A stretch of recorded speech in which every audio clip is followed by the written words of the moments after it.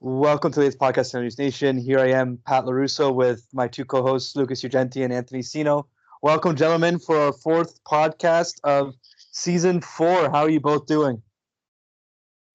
Doing good. How's it going, gentlemen?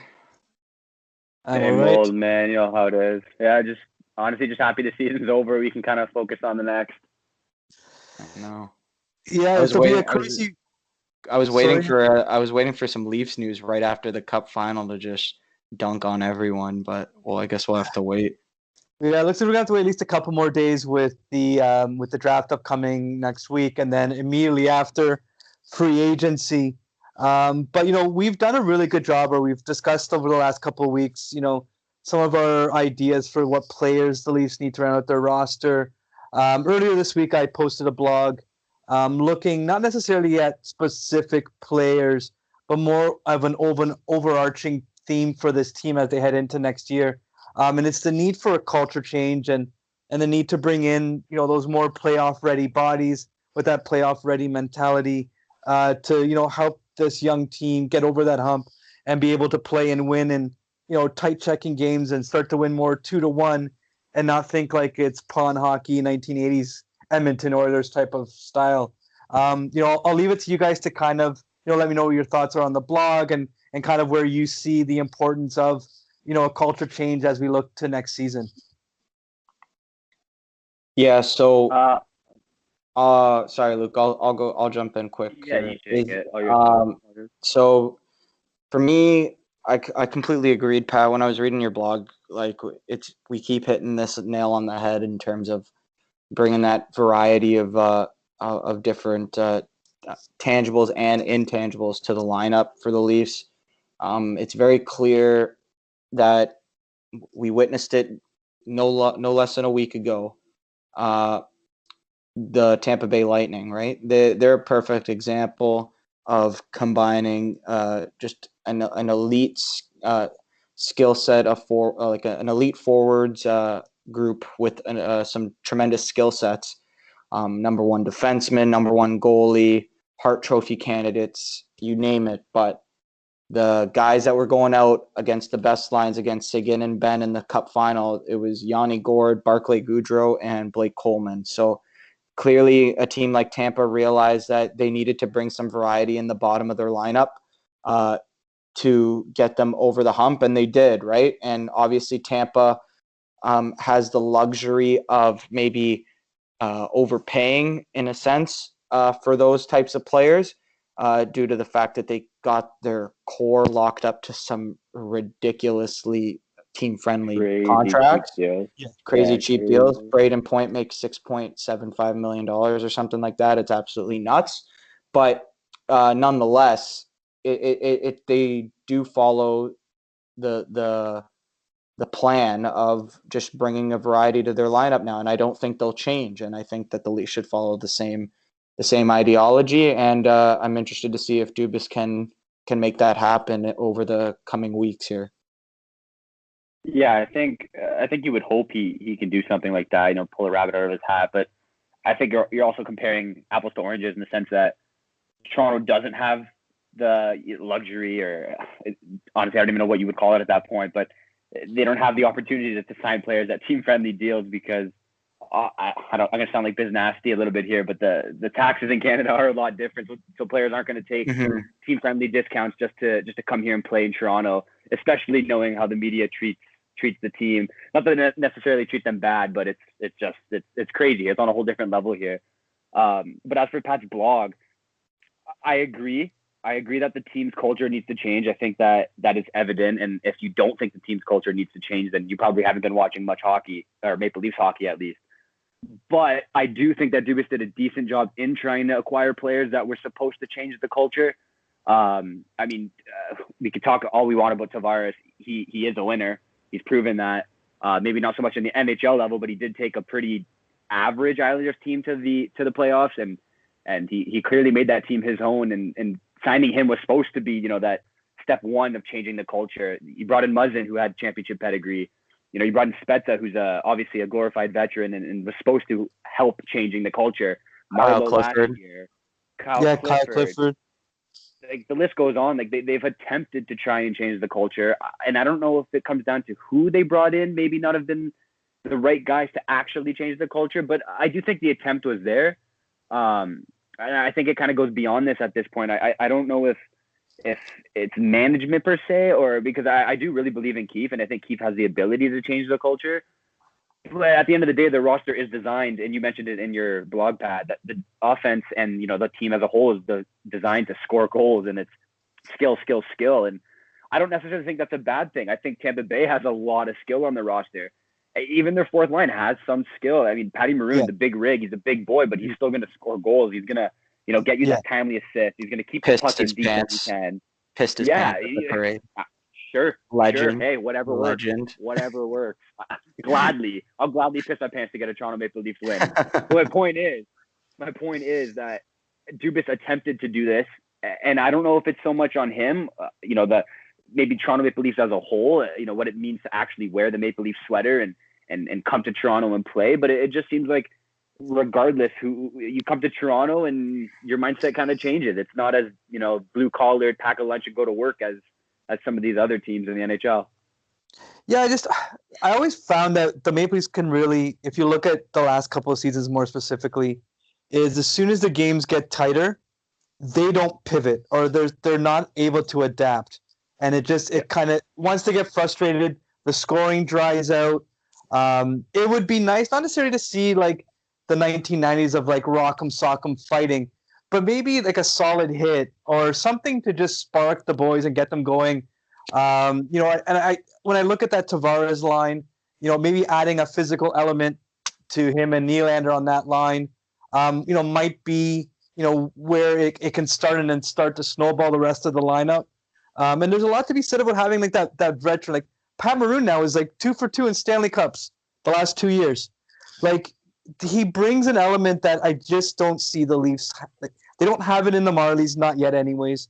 And they don't have it on the main roster. So I think that there's a physical element that is missing and there's an attitude element that is missing that I think if you can bring in a couple more with that grindier, grittier, maybe that sparks others to, jump on that ship. But the physicality can't just be reliant on Jake Muzzin or Zach Hyman to kind of bring it every night. Like it'd be kind of nice to see that balance throughout the lineup or even in the bottom six. Like let the top two lines excel at what they do and let the bottom six grind the opposing team down game per game.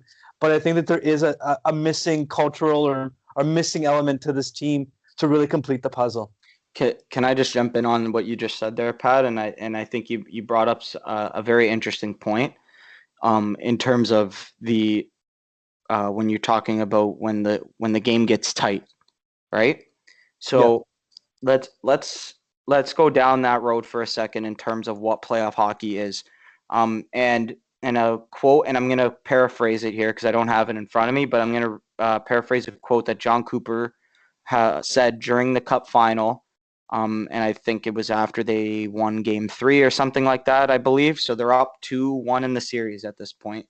And he says, last year, it wasn't good enough for our team to beat you 3-0. We had to beat you 7-0. This year, we're okay with beating you 2-1 or 2-0. Right?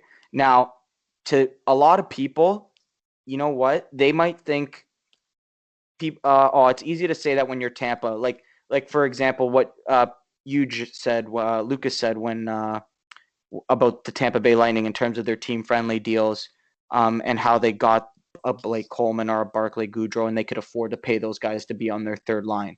Well, next year they can't, because they do have some, like Vasilevsky's contract is raising to like $9 million or $8.5 million or something like that. 9.5. 9.5. Okay, so they have they're gonna have to ship some guys out, right? But my overall point is this, and I've been saying it ever since the Boston series last year, and it was very evident in the Carolina, the infamous David Ayers game, is that this team is soft between the ears. And when I say this team, it might not be specific players on the team, but the guys who clearly are imperative voices in that room need to be able to step up and say, you know what? We're not losing this game no matter what. Hop on, boys. You're not going tonight. I'll take us home tonight. And they have the skill to do it. They got 4 elite forwards to do it. And they got some horses on the back end to do it if they want to make some tinkering. Like we've been talking about on this podcast for a very long time now, is the bottom 6 needs to be retooled. The bottom 6 needs to be retooled. That is true. I get that. But there needs to be that attitude change, like you said, Pat, that a Patrick Maroon brings to the team, where, you know what, boys, like there's a difference. There's a very fine line between confidence in your ability and cockiness, right? And that kind of arrogance. And it seems to me that the Leafs just feel like they have more of an arrogance to them, where, you know what, guys, we're just going to zip this puck around through the neutral zone, easy zone entries off the rush, Nylander to Matthews, curl and drag, rip it off from the top of the circle, top shelf, Selly in front of 20,000 fans at the Scotiabank Arena, right? Like that, like, to me, like, there's that attitude that they just feel like they're owed something. And I saw in spurts, we saw it in spurts, that attitude kind of changed, where they could battle that adversity. And I think the unfortunate reality is it's going to come with time, because when you look at it, right, like when you look at, I'm looking at Tampa's roster for that just won the cup, right? They had 3 guys over 20 points. Kucherov, Point, Hedman, right? The top 6 guys that we're talking about, right? Or the bottom 6 guys that we're saying made the difference for Tampa. On the score sheet, not very good. In 25 games, Anthony Cirelli, 9 points. Tyler Johnson, 7 points. Goudreau, 6 points. Maroon, 6 points. Paquette, 3 points. So these types of guys, they didn't necessarily put up the points, but they brought an energy every night. But it's still going to be on the big boys to drive the bus, right? And I think that's going to come with time, with a guy like Matthews and a guy like Mitch Marner, where, you know what, they're not going to let the moment become bigger and become overwhelming for themselves.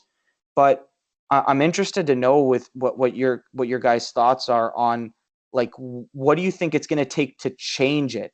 Because I don't necessarily think that just bringing in new guys into the bottom 6 is going to completely change the mindset of an Austin Matthews, of a Mitch Marner, right? Like, it needs to come from those guys, right? Yep. They need to be the ones that bring the culture change. Be like, this is what it's going to be.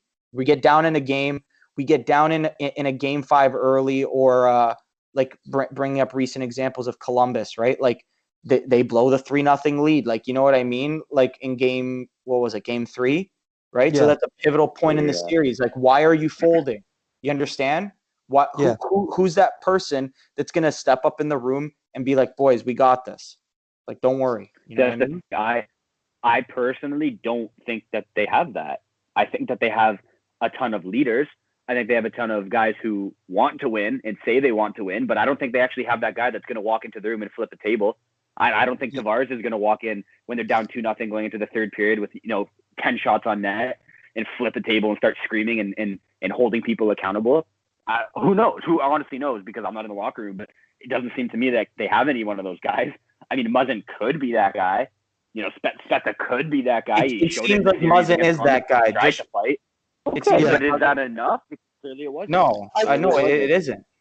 I think on a team like Toronto that is so young, that I think that role needs to come from a committee. Because if you saw it with Tampa, like, Tampa's shown it. Tampa for years was a team that couldn't win. And then all of a sudden they bring these guys that could score 6-9 points, Anthony, like you just said, and all of a sudden they win a Stanley Cup. Like, I think often, I think when we look at and there's more to that story, like, it's more than just that, but I think that there was that they brought in not just one or two and kind of just was like, okay, we brought in our quote unquote grit, we got our 2 guys, let's have at it. But not only did those guys come in and contribute, minorly on the score sheet, but, like, I would love to be in that locker room. Like, I think that sometimes when you're looking for that culture change, it can't just be one or two people. Because I think what ends up happening, and I kind of look at it in like a regular 9 to 5 job. If you have one sales manager and all he does is talk every Friday, the team eventually starts to tune that messaging out. That if you have a variety of voices, and I think that's what the Leafs lack, is that variety of voice in the locker room that can get the boys going, but it means more so on the ice. Because like Jason Spezza should not have had to fight in that Columbus series, and it seemed to have changed the game. Like it needs to come. Like we need to see action on the ice. If it's a big hit, or maybe it's a player that's like Nazem Kadri did this amazingly, and this is one element of his game that I miss. Is he'd be jawing at the opposing players. Like he drags people into the fight. He drags people into the fight. And I think that that's what is needed. Like Jacek Muzzin can do a hit, but he lacks that personality to get under the other team's skin. And, I remember hearing on the radio about Corey Perry. Corey Perry, when Corey Perry's on his game, he's jawing at the opposing players. He's getting under their skin. And the Leafs don't have that. And, we can talk, we've discussed the Nazem Kadri trade a million and one ways. But I think that is an element that, when we're reshaping this roster for next year, is it'd be nice to have a couple of those guys do it on the ice.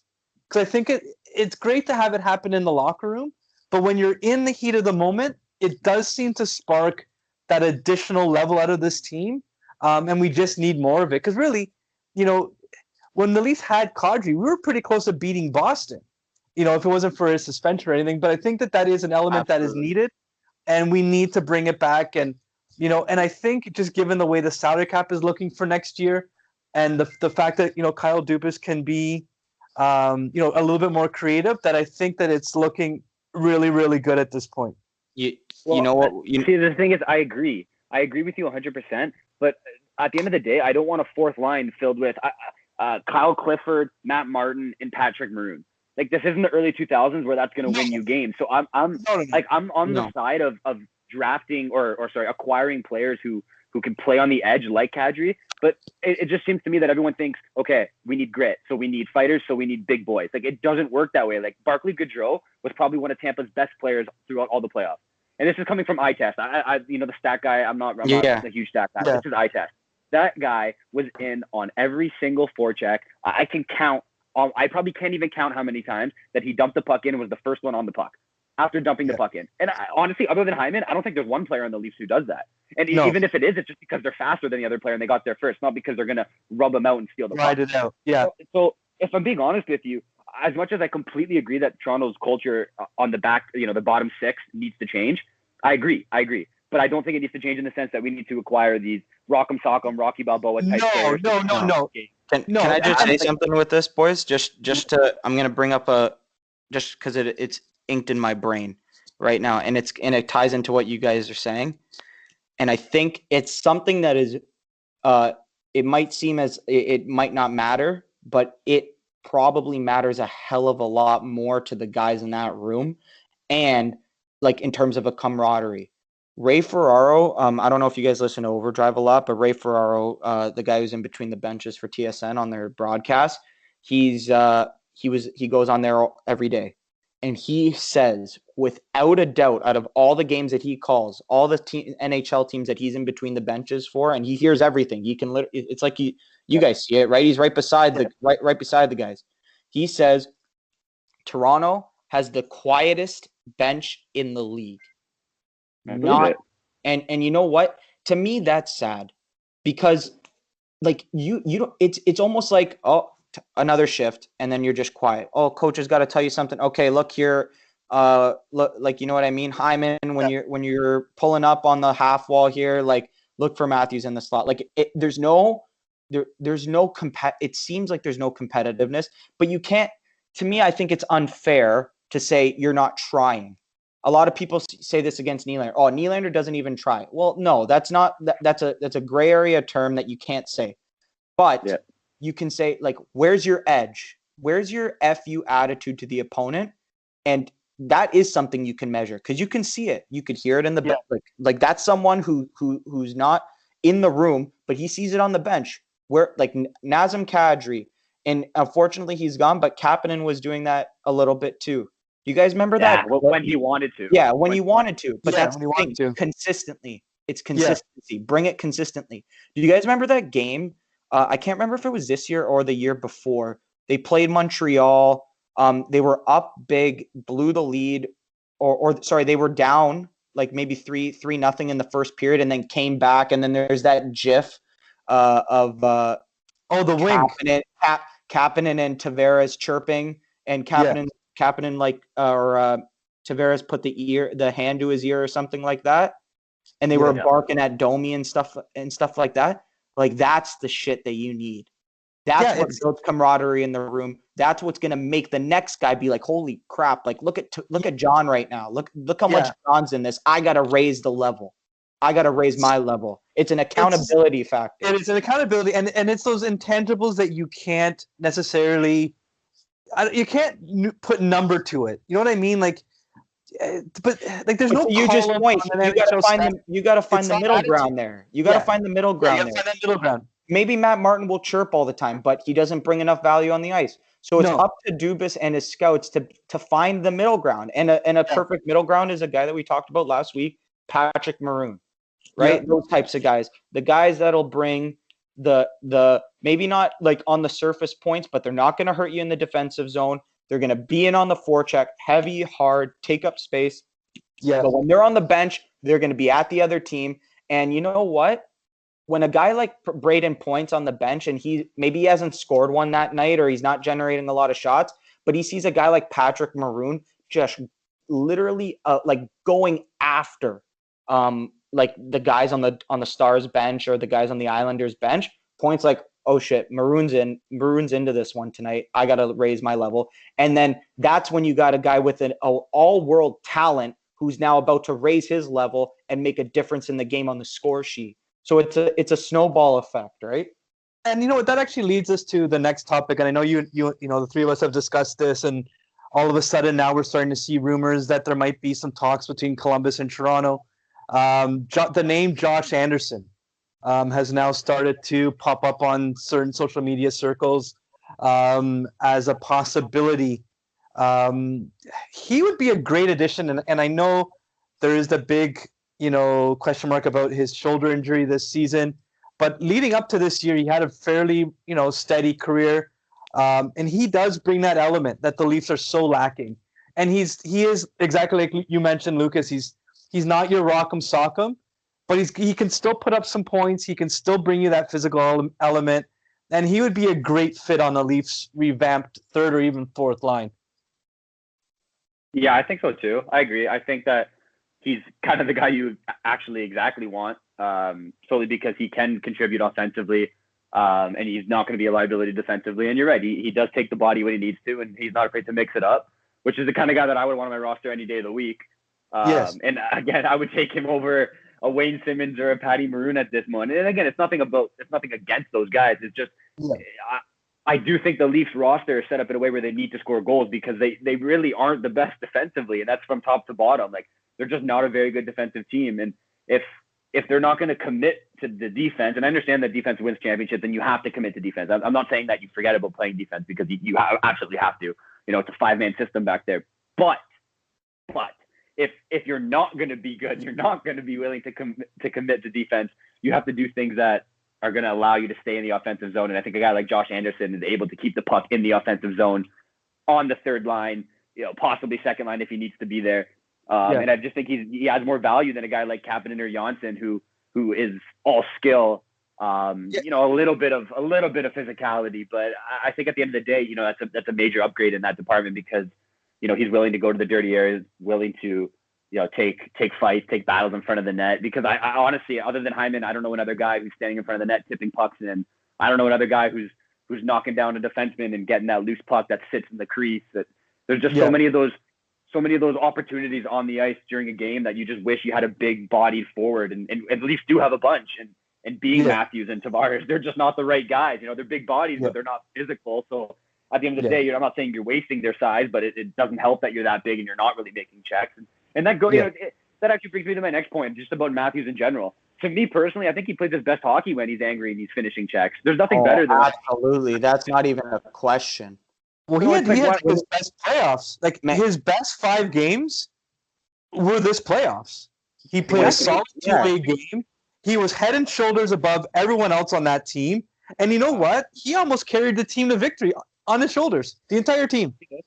You know, like Man, it's crazy how much of a not I don't want to say how much of a difference because that guy can sleepwalk his way to 40 goals, but yeah, when that guy just puts his mind to it, I'm not kidding, man. He's a top 5 center in the world, and it's not even a question. Probably a top 5 forward in the world. When he's angry, Absolutely. he's got the That's he's got the though. size, and, yeah. and that type of attitude is just like if that can filter through the lineup in any way, where that kind of be like you took the puck away from me, I'm getting it back, and he's a physical specimen, like Yeah. 6'4", 220, and can move. Right. Yeah. So and he can deke his way through a phone booth too. So like that, you know what I mean? It's just that it's that kind of attitude that just really, really makes me feel bad about the wasted years. But like if it could, like if you just bring it forward and we're trying to think about the positives in the future here, it's like that type of thing is just it's so important when you see your best player doing that, right? And Yeah. and look, the unfortunate reality is that he didn't do that every game. But you need guys like, and I'm repeating myself here, but you need guys to be like, you know what? When Matthew's not feeling it on a Tuesday night in Florida, Someone else like needs to step up.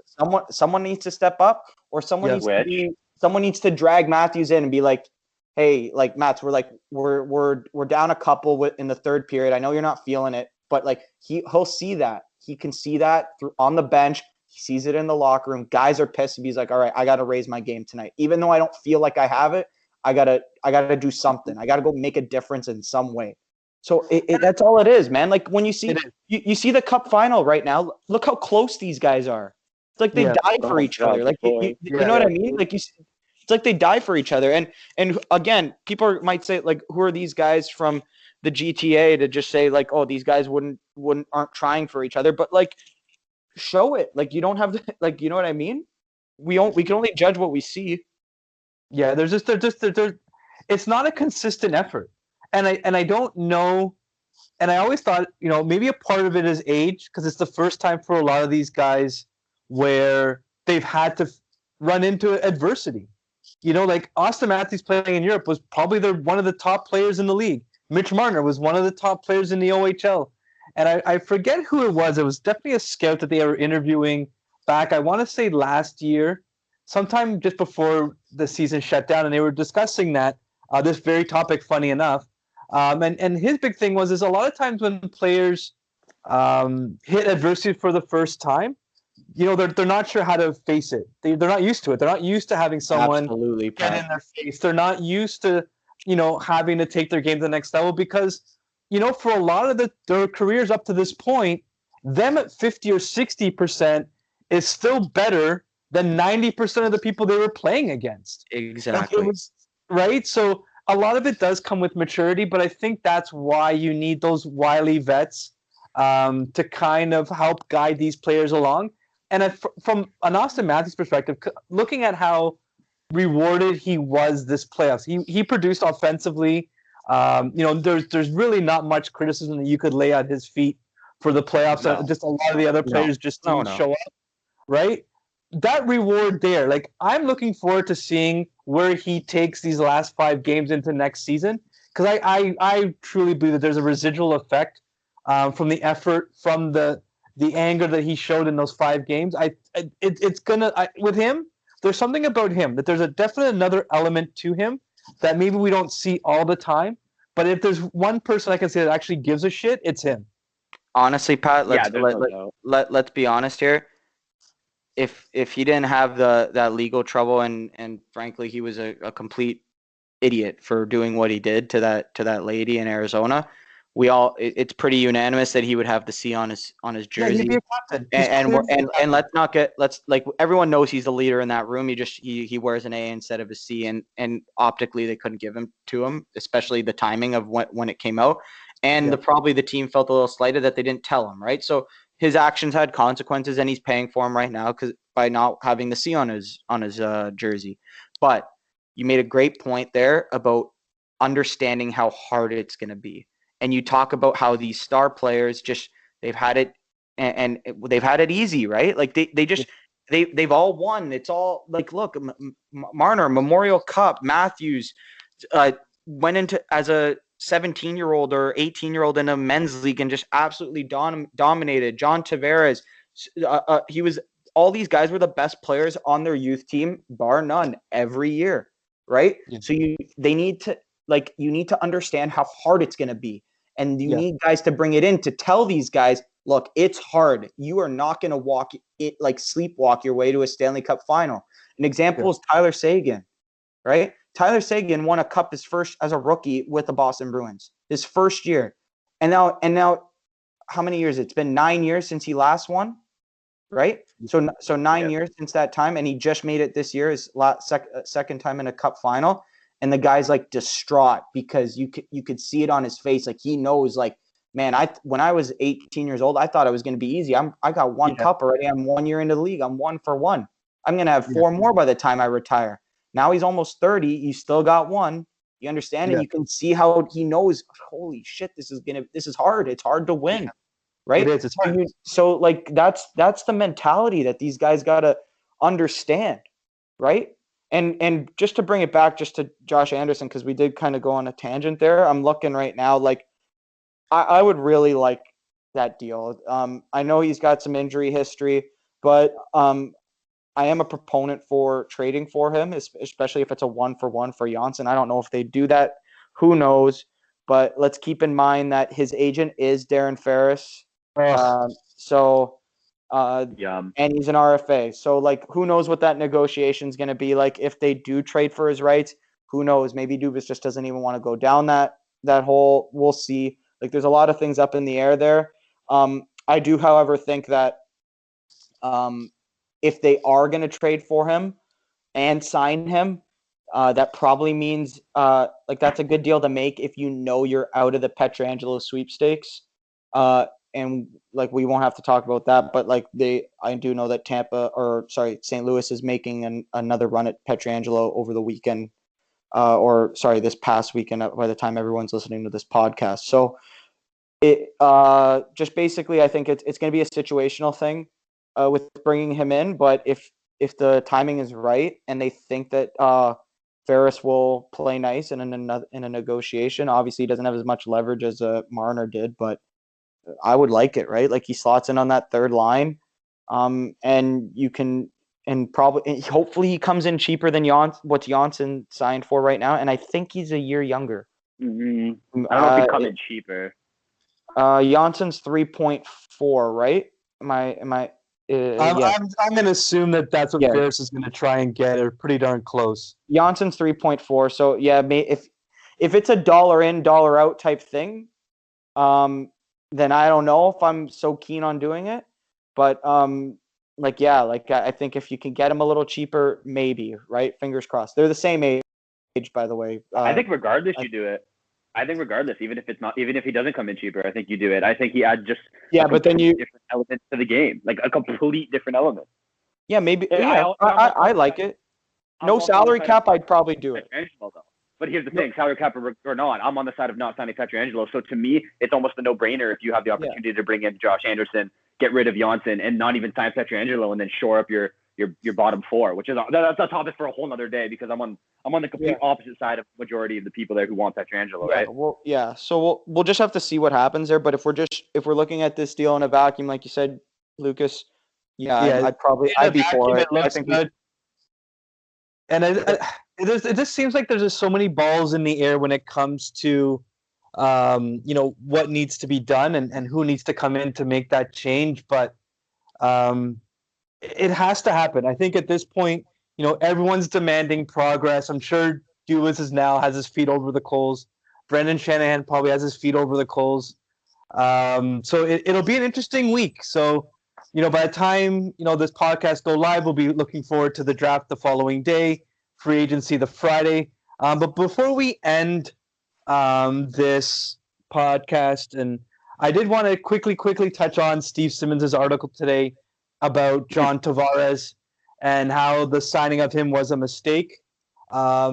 my take has always been, if you look at that signing in a complete in onto itself, maybe it's not the best, but when it was signed 2 years ago, no one could have predicted COVID. No one could have predicted the flat cap. By all projections, by the 2021 season, we were looking at a salary cap at almost 100 million. The Leafs had the flexibility until COVID hit. Like there was no, we wouldn't even be sitting at this situation.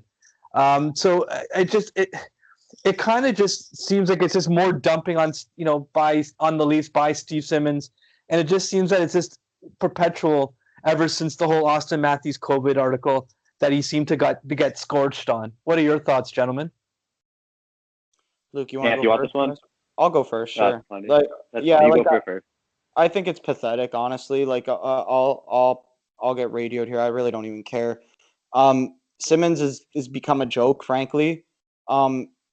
He's gone way past professionalism, in any way, right? And that was evident when he released the news of Matthews, and now it's become petty that the Leafs have made it known that that they didn't appreciate it. And Matthews said that in a press conference. And I think that's probably if we're being honest and we're looking at the timeline of things, that's probably the thing that set him off when Matthews just like flat out said in a press conference, like, look, yeah, like I didn't appreciate what you said. And you know what? That he did it in a public setting. Obviously, you couldn't do that barring you couldn't, like, Matthews couldn't go and talk to Steve because COVID, right? Members of the media weren't allowed in the room. I'm sure that would have happened if COVID didn't exist, but like he handled it perfectly.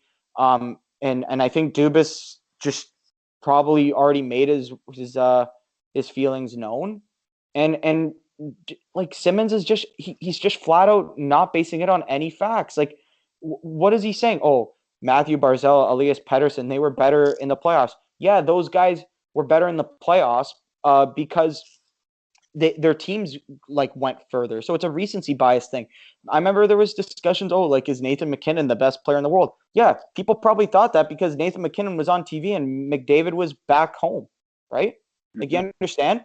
I'm looking at it like just I know stats like don't tell the entire story, but John Tavares led the team in individual expected goals in the 5 games of the playoffs. Okay, even though we would all agree, I test Austin Matthews best. Like, he looked like the best player on the team, but the stats like showed a different layer of it. And Tavares actually generated a lot of chances, right? And and Simmons talks about his playoff performances being subpar for the contract. In the last year's playoff against Boston, the Tavares line nullified the Bergeron line. That's exactly what we needed. Tavares was not the reason why we lost to Boston in 7, right? He didn't put up the point, sure, but you know what? He didn't have to, right?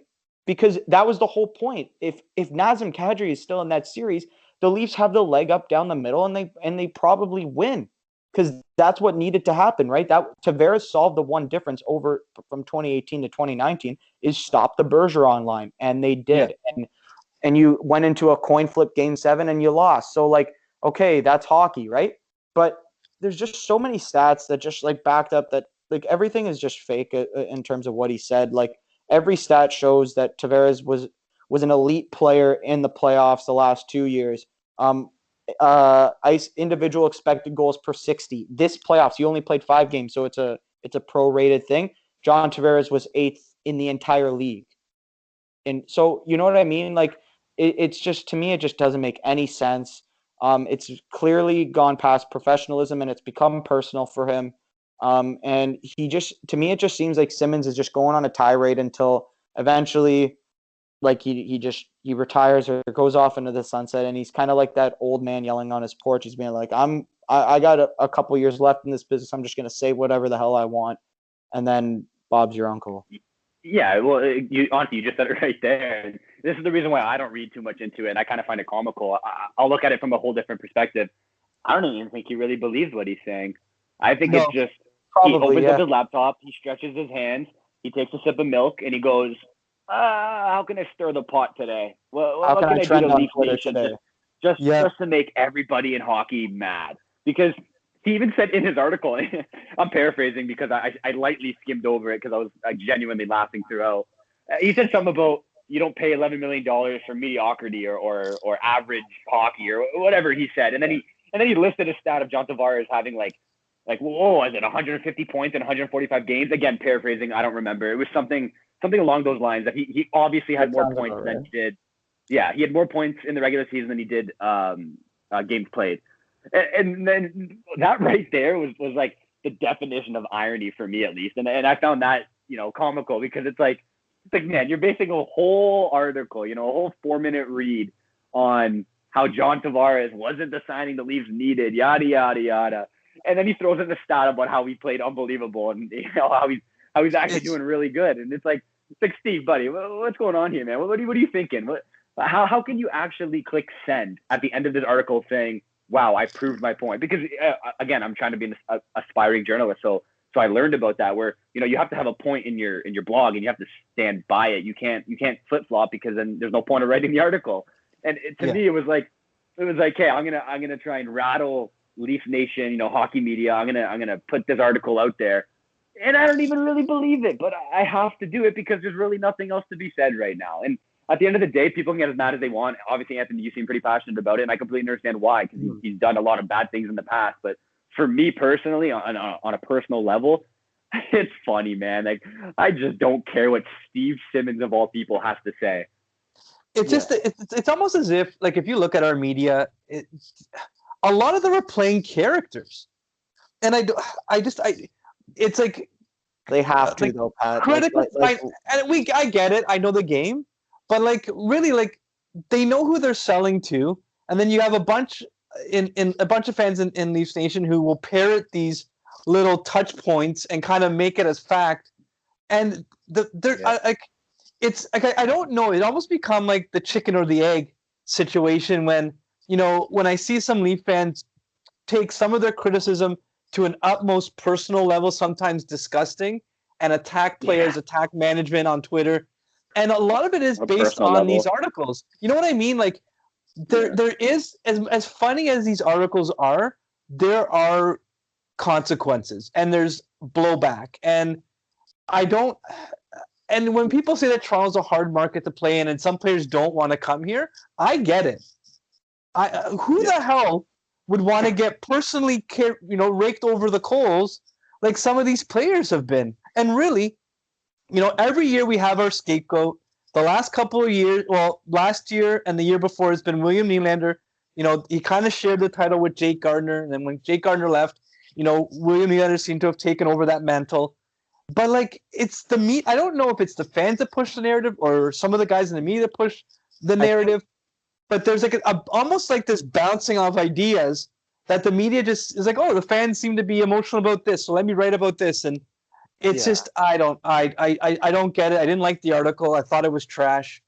And that's from from a fan's perspective. Now we've been doing our blog now for a few years, and it's not something that I just rolled my eyes. I don't think that I really don't think that it's or I hope, let's say, just to change my words, I hope that it's not used against this city. And I honestly think, like you're asking, oh, is it the chicken or the egg? I think it is the media. Like, it is. I don't blame fans for being passionate. That's what being a sports fan is. You know what I mean? What's the point of being a sports fan if you're not going to be passionate about your team? There is nothing better, in my opinion, than watching your favorite team play an important game. As much as the risk of a heartbreak, right? Like, you know what I mean? Like, you're just living and dying with every moment, right? So, like, I blame the media because the culture that has been created in that industry is like you get paid for clicks and you get paid for interactions on Twitter and all these things, right? So it's become an industry that has favored the hot take artist, right? Yeah. So it benefits people that are going out on the limb, the Nick Kiprioses, the Doug McLeans, all these, and the Steve Simmons, right? The Damian Coxes, those guys that basically just go out of their way. They stick to their point. They have their whoever many followers. and they have their people that will blindly follow their takes, and they have people that are just gonna basically just argue with them all the time, right? Yeah. So to me, like, for example, I don't write anything about on Twitter when I see a Damian Cox or Steve Simmons tweet. I refuse to do it anymore. I don't want the replies. I don't want to deal with that headache, and I just don't have the time. I'm only doing it now because we're talking about it on this podcast, and I enjoy having this discussion with you guys because we can have a discussion, a civilized discussion about it, right? Where Twitter is just a cesspool. And I think that eventually the Damian Coxes, the Steve Simmons, the Kiprioses, the Doug McLeans, those guys will just get tuned out. And I think that people will just stop reacting to them, hopefully in due time, right? Those guys will just stop getting the reaction they're looking for, and then they just kind of leave and hopefully just turn into a metaphorical dust on Twitter. Like we already saw it now, like Kiprios and Doug McLean get fired by Sportsnet because like they just weren't aligning with like what Sportsnet did, right? And so you know what I mean. So and they replaced him with someone who is interesting on the panel, like in a Kevin Bieksa. Kevin Bieksa was a star. He was a star of the playoffs, right? So hopefully they can make more moves like that in the media where you're not just like you're listening to guys that are just saying something just to be different. You know what I mean? Yep, no, most definitely. And you know, with that thought, we'll actually end our latest podcast. For those of our listeners who aren't already following us on Twitter or Instagram or Facebook, definitely head over and give us a follow. We are running a contest for the entire month. We like to thank our sponsor Manscaped for giving us a prize pack. So we are running a follow and retweet contest. So head over to our social media and give us a quick follow and retweet. Gentlemen, it's been great speaking. Look forward to speaking again next week. Awesome. Take care, guys. Sounds good. See you next week, guys. See ya.